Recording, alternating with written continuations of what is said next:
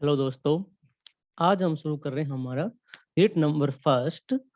ठीक है, solid state. हमारी यूनिट नंबर फर्स्ट है क्या? Solid state. तो सबसे पहले हम इसमें पढ़ेंगे इसके बारे में introduction of classification. Introduction of classification. तो बच्चों सॉलिड क्या होता है?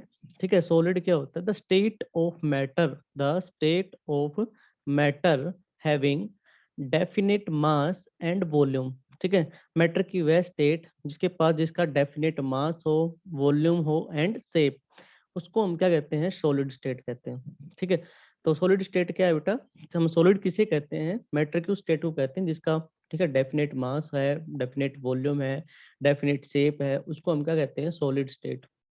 या फिर ये तो हम छोटी क्लासों से पढ़ते आते हैं, मतलब 9th 10th स्टैंडर्ड में हमने इस डेफिनेशन को पढ़ा है। ठीक है, अब हम 12th स्टैंडर्ड में होंगे, थोड़ा डेफिनेशन भी चेंज कर देते हैं। तो हम क्या कहेंगे? द स्टेट ऑफ मैटर, ठीक है, having melting point above at the room temperature.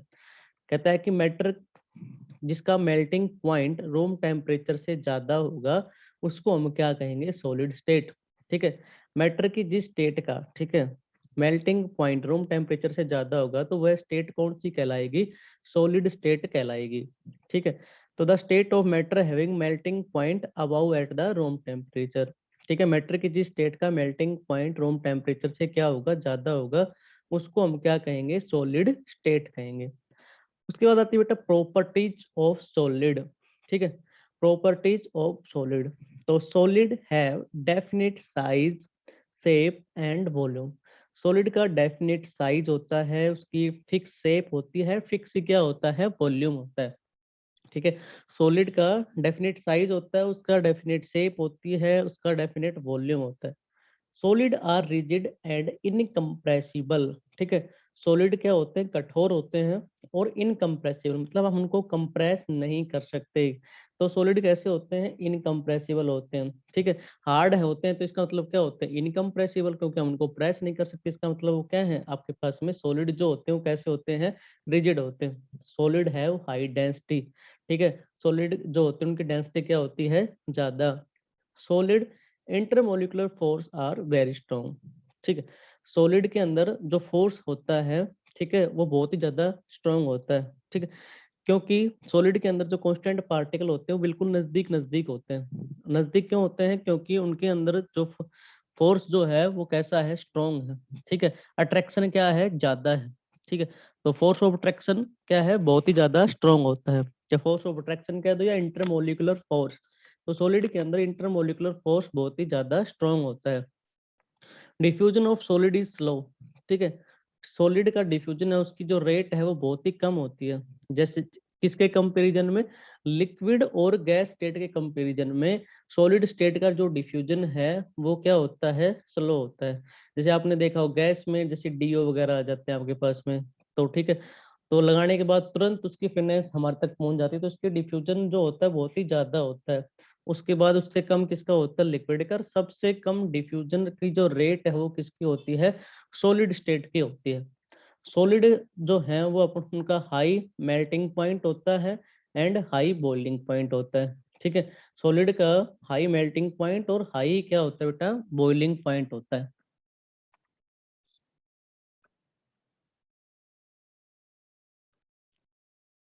Solid have definite volume and shape. Solid की डेफिनेट वॉल्यूम और शेप क्यों होती है? ठीक है, तो because in solid the constituent particle are not free to move.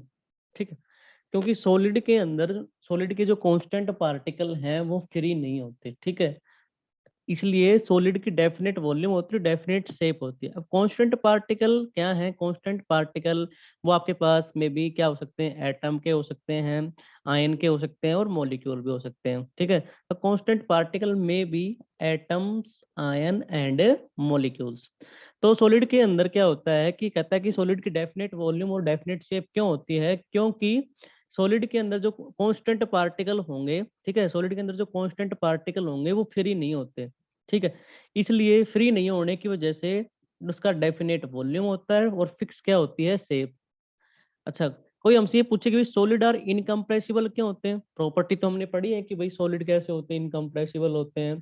ठीक है, तो आपसे पूछे कि सॉलिड इनकम्प्रेसिबल क्यों होते हैं, तो कारण क्या है, क्योंकि because in solid the constant particle are closely packed, क्योंकि सॉलिड स्टेट के अंदर जो पार्टिकल है वो बिल्कुल क्लोजली पैक रहते हैं, जिसकी वजह से वो क्या रहते हैं, इनकम्प्रेसिबल। ठीक है, उनको हम क्या नहीं कर सकते, कंप्रेस नहीं कर सकते। तो because in solid state the constant particle are closely packed, इसलिए सॉलिड स्टेट के अंदर, ठीक है, सॉलिड जो होता है वो कैसा होता है, इनकम्प्रेसिबल होता है। अब नेक्स्ट क्वेश्चन है कि भाई ये आपसे कोई solid does not diffuse, solid को डिफ्यूज क्यों नहीं किया जा सकता, तो कारण क्या है भाई सॉलिड डिफ्यूज क्यों नहीं होता, तो बिकॉज इन सॉलिड स्टेट, क्योंकि सॉलिड स्टेट के अंदर जो सॉलिड के जो कॉन्स्टिट्यूएंट पार्टिकल हैं are not free to move, ठीक है, वो फ्री नहीं होते। Because in solid state the constant particle are not free to move, क्योंकि सॉलिड स्टेट के अंदर जो कॉन्स्टिट्यूएंट पार्टिकल वो फ्री नहीं होते। अब फ्री नहीं होंगे तो डिफ्यूजन नहीं होगा, तो डिफ्यूजन, ठीक है, इसलिए सॉलिड जो है वो डिफ्यूजन शो नहीं करता, या उसकी रेट जो होती करता भी है तो कोई, तो उसकी रेट क्या होती, बहुत ही ज्यादा स्लो होती है। नेक्स्ट है कि solid does not exert pressure, solid pressure exert क्यों नहीं कर पाते हैं, प्रेशर क्यों नहीं लगा पाते हैं, तो क्योंकि कारण क्या है कि भाई सॉलिड के जो कांस्टेंट पार्टिकल होंगे वो फ्री नहीं होते हैं, ठीक है, फ्री नहीं होने की वजह से वो प्रेशर नहीं लगा पाएंगे, फ्री नहीं होते एक, और दूसरी बात क्या है कि उसके पार्टिकल कैसे होते हैं, बिल्कुल क्लोजली पैक्ड होते हैं। तो सॉलिड के अंदर solid does not exert pressure, तो सॉलिड प्रेशर क्यों एग्जर्ट नहीं कर पाते, क्योंकि सॉलिड के जो पार्टिकल हैं वो फ्री नहीं होते, और उनके जो कांस्टेंट पार्टिकल बिल्कुल कैसे होते हैं, क्लोजली पैक्ड होते हैं। Solid have much higher density, solid की डेंसिटी ज्यादा क्यों होती है, ठीक है, तो सॉलिड स्टेट में होते हैं उनकी डेंसिटी ज्यादा क्यों होती है, तो कारण क्या है, कारण यही है कि भाई, ठीक है, सॉलिड के जो कांस्टेंट पार्टिकल हैं बिल्कुल क्लोजली पैक्ड होते हैं, उनमें फोर्स ऑफ अट्रैक्शन जो लगा होता है बहुत ही ज्यादा स्ट्रॉन्ग होता है, जिसकी वजह से उसके पार्टिकल क्या होते हैं, बिल्कुल क्लोजली पैक रहते हैं, और उसके जो पार्टिकल हैं वो फ्री नहीं होते, जिसकी वजह से सॉलिड की जो डेंसिटी है वो कैसी रहती है, हाई रहती है। तो इन सभी 5 चीजों में हमने दो ही बातें कॉमन देखी हैं। तो यदि इनमें से कोई क्वेश्चन आपसे पूछा जाता है तो आप दोनों चीजें बता सकते हो, कि कह सकते हो कि एक तो कि सॉलिड के जो कांस्टेंट पार्टिकल हैं वो फ्री नहीं होते, और दूसरी बात है कि उसके जो पार्टिकल हैं वो बिल्कुल क्लोजली पैक रहते हैं। और एक लाइन और ऐड करना चाहे तो कर सकते हैं कि इसके अंदर force of attraction, solid state के अंदर जो कांस्टेंट पार्टिकल का फोर्स ऑफ अट्रैक्शन होता है वो कैसा होता है, बहुत ही ज्यादा स्ट्रॉन्ग होता है, ठीक है, वो बहुत ही ज्यादा क्या होता है, स्ट्रॉन्ग होता है। अब इसके बाद हम पढ़ेंगे क्लासिफिकेशन ऑफ सॉलिड।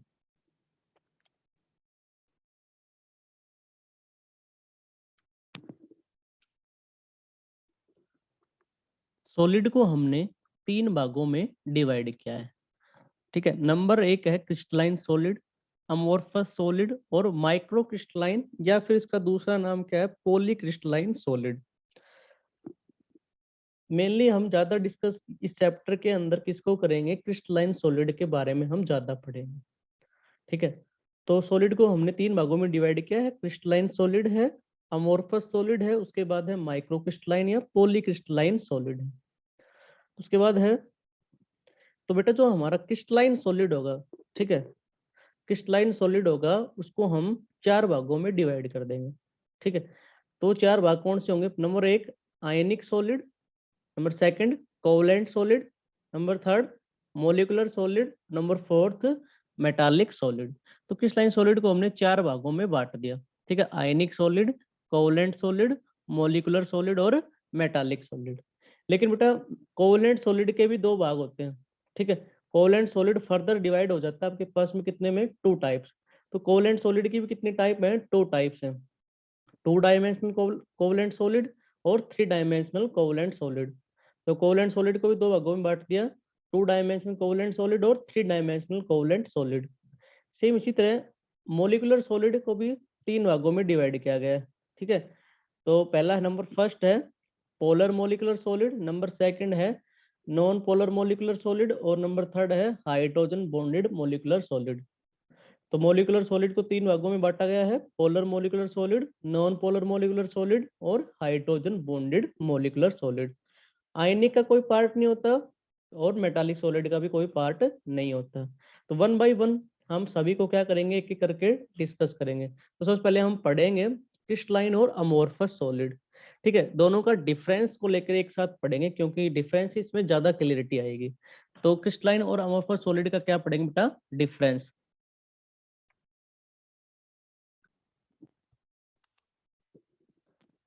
तो हमने, अब हम पढ़ेंगे बेटा क्रिस्टलाइन और अमोर्फस सॉलिड में डिफरेंस।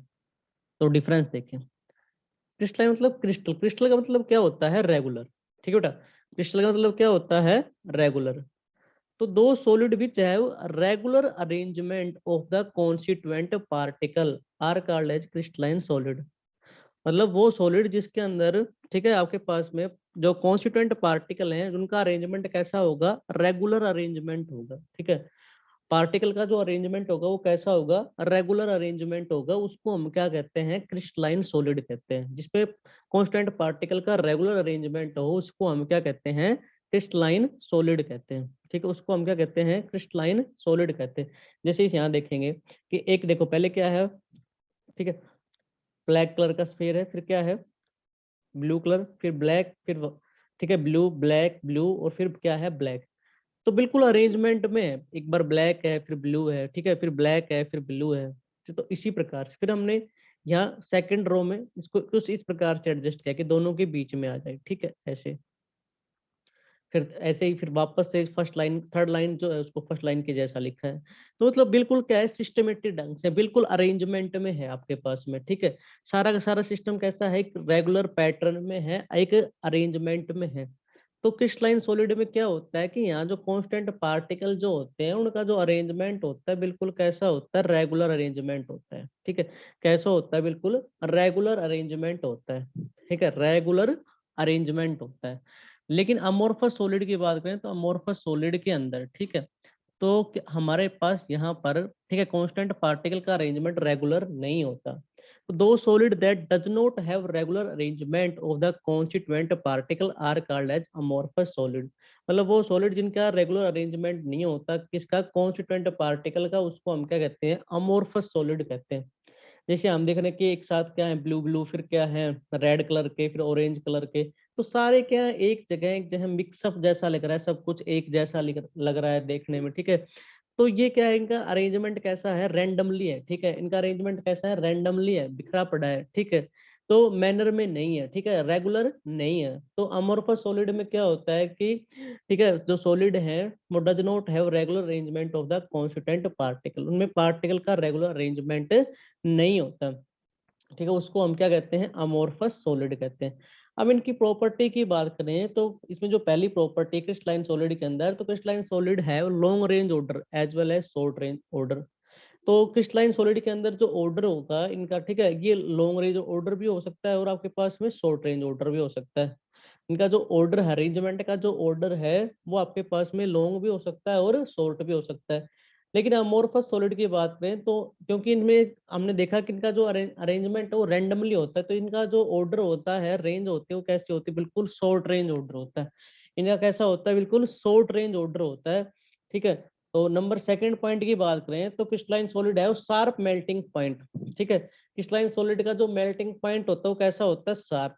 शार्प का मतलब क्या है कि कोई सॉलिड है, मान लो उसका मेल्टिंग पॉइंट कितना है, 90 डिग्री है, तो वह 90 डिग्री पे बिना टेम्परेचर को बदले ही, ठीक है, टेम्परेचर चेंज नहीं होगा लेकिन वो किसका मेल्ट, वो मेल्ट हो जाएगा। तो उसको हम कहते हैं शार्प मेल्टिंग पॉइंट। या मान लो किसी का 120 डिग्री सेल्सियस है, ठीक है, तो आपके पास में क्या होगा कि उस क्रिस्टलाइन का सॉलिड मेल्टिंग पॉइंट क्या होगा, फिक्स है। ठीक है, वो चेंज नहीं होगा। तो पूरा का पूरा क्रिस्टलाइन सॉलिड है वो चेंज हो जाएगा टेम्परेचर को चेंज किए बिना ही। ठीक है, तो उसको हम कहते हैं शार्प मेल्टिंग पॉइंट। लेकिन अमोर्फस सॉलिड के अंदर मेल्टिंग पॉइंट शार्प नहीं होता। क्यों नहीं होता, क्योंकि यहाँ रेंज में होता है। ठीक है, यहाँ रेंज में होता है कि आपके पास में, ठीक है, मान लो एग्जाम्पल के लिए 120 डिग्री से 200 डिग्री सेल्सियस, तो ऐसा है आपके पास में। तो यहाँ जैसे कि यहाँ रेंज की बात करें तो मान लो रेंज की बात करें तो यहाँ जैसे प्लास्टिक है, रबड़ है आपके पास में, जब आप उनको हीट करोगे तो कभी भी एक फिक्स टेम्परेचर के ऊपर क्या नहीं होंगे, वो मेल्ट नहीं होंगे। ठीक है, किसी भी एक फिक्स टेम्परेचर के ऊपर वो क्या नहीं होंगे, मेल्ट नहीं होंगे। तो मेल्ट नहीं, इसका मतलब वो रेंज में होता है। ठीक है, इसका मतलब जो अमोर्फस सॉलिड है वो आपके पास में उसका मेल्टिंग पॉइंट क्या नहीं होता, शार्प नहीं होता, उसका मेल्टिंग पॉइंट क्या नहीं होता, शार्प नहीं होता। उसके बाद है भाई crystalline solid are also called it true solid. ठीक है, क्रिस्टलाइन सॉलिड वास्तव में क्या, वास्तविक सॉलिड होते हैं। Amorphous solid are also called pseudo solid या सुपर कोल्ड लिक्विड्स। अच्छा, ये क्या होते हैं भाई, सूडो सॉलिड या सुपर कोल्ड लिक्विड किसे कहते हैं? तो एग्जाम्पल के तौर पे हमने देखा होगा कि पुरानी इमारतें जो हैं उनमें जो कांच के जो गिलास लगे होते हैं, कुछ सालों बाद क्या होता है, या हम घर में कोई गिलास लेके आए, ठीक है, 3-4 साल बाद क्या देखते हैं कि जो ग्लास है, ठीक है, वह नीचे से उसकी जो थिकनेस है, ठीक है, वो ठीक है बढ़ जाती है, और ऊपर से उसकी जो टॉप वाला जो हिस्सा है वो कैसा हो जाता है, पतला हो जाता है। तो उसी को हम कहते हैं सुपर कोल्ड लिक्विड। जैसे ग्लास है आपके पास में एग्जांपल, तो अमorphous सॉलिड क्या है, सूडो सॉलिड है, ठीक है, या सुपर कोल्ड लिक्विड्स। इसका मतलब मैंने एग्जांपल में आपको बता दिया, जैसे कि हमारे पास कोई कांच का गिलास है, हम लेके आते हैं तो 3-4 साल बाद क्या देखते हैं कि उसकी जो थिकनेस है वो बढ़ जाती है, और उसका जो टॉप वाला सिरा है वो कैसा होता है, पतला हो जाता है। तो उसी को हम क्या कहते हैं, super cold liquid. Crystalline solid की डेंसिटी क्या होती है, हाई होती है। हाई क्यों होती है, क्योंकि इसके अंदर अरेंजमेंट जो है कांस्टेंट पार्टिकल रेगुलर मैनर में होता है, तो इनका ऑर्डर ज्यादा होता है, जिसकी वजह से इसकी डेंसिटी क्या होती है, ज्यादा होती है। और अमोर्फस सॉलिड की डेंसिटी क्या होती है, लो होती है, क्योंकि इसका रेंज जो ऑर्डर है वो कैसा होता है, शॉर्ट रेंज ऑर्डर होता है। इसका जो ऑर्डर होता है वो कैसा होता है, शॉर्ट रेंज ऑर्डर होता है।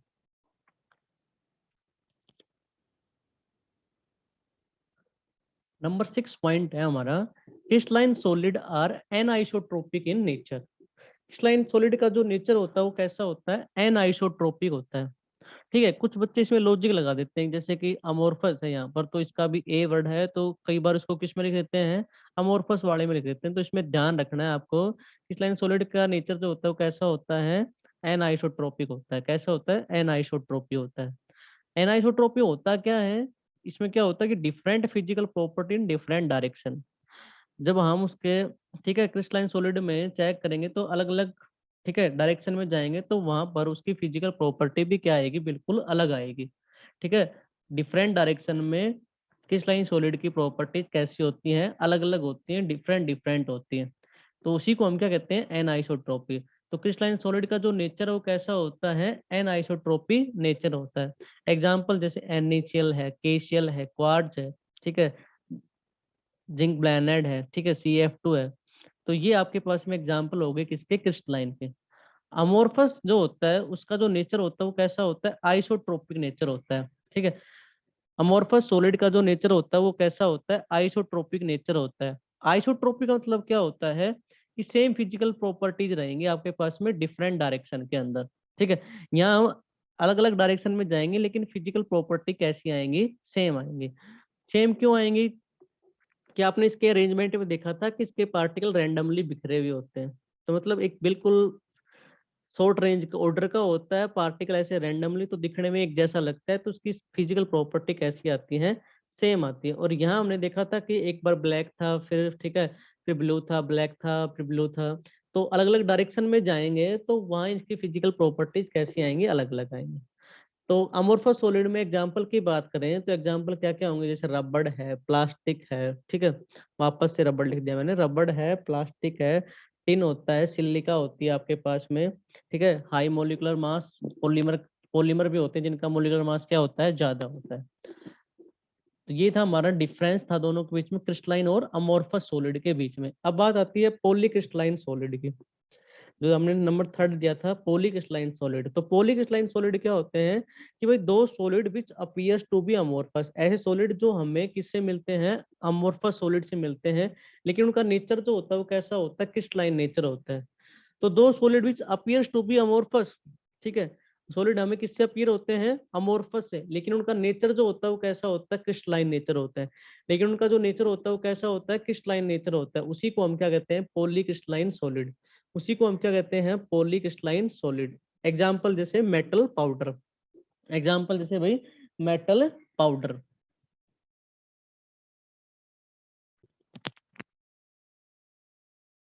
अब इसमें हम पढ़ेंगे बेटा इंटर कन्वर्जन। तो इंटर कन्वर्जन मतलब बदलना, अमोर्फस को क्रिस्टलाइन सॉलिड में और क्रिस्टलाइन को अमोर्फस सॉलिड में। तो सबसे पहले हम केस नंबर फर्स्ट पढ़ेंगे जिसमें हम कन्वर्जन करेंगे, ठीक है, conversion of amorphous solid into crystalline solid. हम अमोर्फस सॉलिड किस में बदलेंगे, क्रिस्टलाइन सॉलिड के अंदर। तो इसका प्रोसेस क्या होता है, अमोर्फस सॉलिड को हम हीट करेंगे, गर्म करेंगे। तो अमोर्फस सॉलिड को जब गर्म करेंगे तो किसमें कन्वर्ट हो जाएगा, लिक्विड के अंदर। फिर इसका क्या कराएंगे, एनिलिंग। एनिलिंग का मतलब इसको स्लो कूलिंग, धीरे धीरे ठंडा करेंगे। धीरे धीरे ठंडा करेंगे तो ये किसमें कन्वर्ट हो जाएगा, क्रिस्टलाइन सॉलिड में। तो हमने अमोर्फस सॉलिड को क्रिस्टलाइन सॉलिड में कैसे बदला, तो हमने सबसे पहले क्या किया, अमोर्फस सॉलिड को हीट किया। हीट करने के बाद ये किसमें कन्वर्ट हो गया, लिक्विड में। लिक्विड में कन्वर्ट होने के बाद इसको हमने क्या किया, इसको धीरे धीरे ठंडा किया, स्लो कूलिंग करवाई। तो ये किसमें बदल गया, क्रिस्टलाइन सॉलिड में। एग्जाम्पल जैसे window pain of old building become milky. पुरानी इमारतों की जो खिड़कियां होती हैं, ठीक है, वो कैसे कलर की हो जाती हैं, दूधिया कलर की हो जाती हैं। नेचुरल एग्जाम्पल है ग्लास का किसमें बदल जाना, क्वार्ट्ज के अंदर। तो ग्लास क्या है, अमोर्फस, और क्वार्ट्ज क्या है, क्रिस्टलाइन सॉलिड, जो कि मिल्की कलर का हो जाता है। केस नंबर सेकंड की बात करें तो conversion of crystalline solid into the amorphous solid. Crystalline solid किसमें बदलेंगे, अमोर्फस सॉलिड में। तो इसका प्रोसीजर क्या रहेगा, क्रिस्टलाइन सॉलिड को क्या करना पड़ेगा, हीट करना पड़ेगा। क्रिस्टलाइन सॉलिड को हीट करेंगे तो ये किसमें कन्वर्ट हो जाएगा, लिक्विड के अंदर कन्वर्ट हो जाएगा। क्रिस्टलाइन सॉलिड को जब हीट किया तो ये किसमें कन्वर्ट हो गया, लिक्विड के अंदर। फिर हम इसका क्या कराएंगे, क्यूनिलिंग। क्यूनिलिंग मतलब रैपिड कूलिंग, एकदम से इसको क्या करेंगे, ठंडा कर देंगे। ठीक है, क्यूनिलिंग कराएंगे मतलब रैपिडली कूलिंग करेंगे। ठीक है, जल्दी से इसको क्या करना है, कूल करना है। यहाँ स्लो कूलिंग नहीं करानी, यहाँ रैपिड कूलिंग करानी है। तो ये किसमें कन्वर्ट हो जाएगा, अमोर्फस सॉलिड में। वापस से हम किस में, क्वार्ट्ज को किसमें बदल देंगे, ग्लास में। तो क्वार्ट्ज कैसा है, क्रिस्टलाइन है, और ग्लास कैसा है हमारे पास, अमोर्फस। ठीक है, तो क्रिस्टलाइन सॉलिड को हम अमोर्फस में कैसे कन्वर्ट किया, हमने क्या किया, क्रिस्टलाइन सॉलिड को हीट किया। तो क्रिस्टलाइन सॉलिड को हीट किया तो किसमें कन्वर्ट हो गया, लिक्विड के अंदर। फिर हमने क्यूनिलिंग करवाई, क्यूनिलिंग कर हमने इसको रैपिडली क्या करवाया, ठंडा करवाया। तो किसमें बदल गया, अमोर्फस सॉलिड के अंदर। ठीक है, तो क्वार्ट्ज किसमें बदल गया, ग्लास के अंदर। तो क्वार्ट्ज कैसा था, क्रिस्टलाइन, और ग्लास कैसा है, अमोर्फस।